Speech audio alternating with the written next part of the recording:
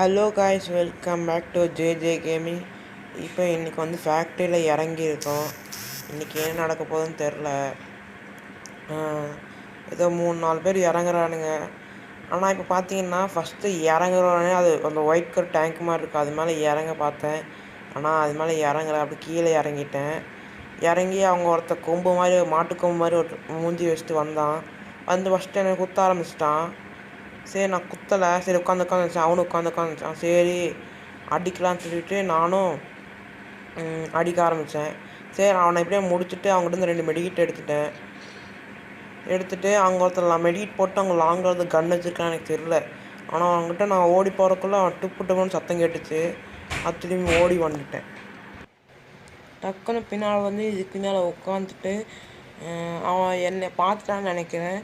பார்த்துட்டு அவன் கொஞ்ச தூரம் ஓடி வந்தான் முன்னால்.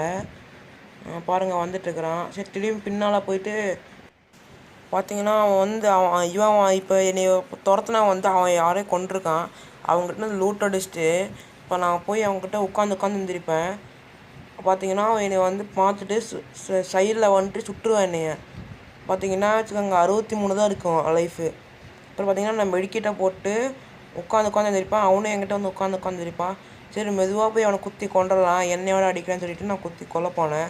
கரெக்டாக அதே மாதிரி அவனை கிட்ட மெதுவாக போயிட்டு இருந்தேன். போயிட்டு நான் அப்படியே நின்றுட்டு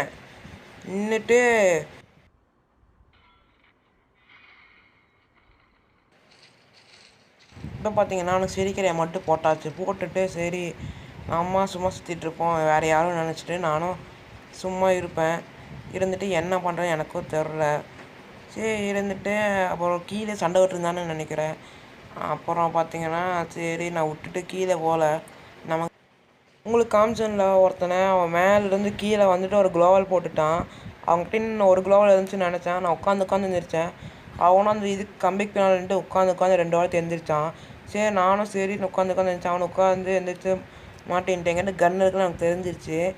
சரி, நானும் சரி அவனை சுட்டு கொண்டுடலான்னு சொல்லிட்டு நானும் அவன் பின்னாலெல்லாம் போயிட்டு கையிலெல்லாம் குத்த பார்ப்பேன்.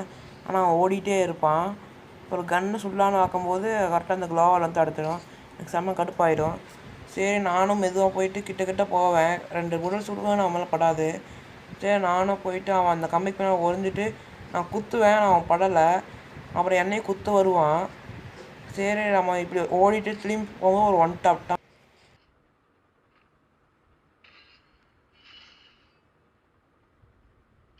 இந்த வீடியோவோட முடியுது. அடுத்து பார்த்தீங்கன்னா எனக்கு ஒரு 5 லைக் ஆச்சும் வரணும்.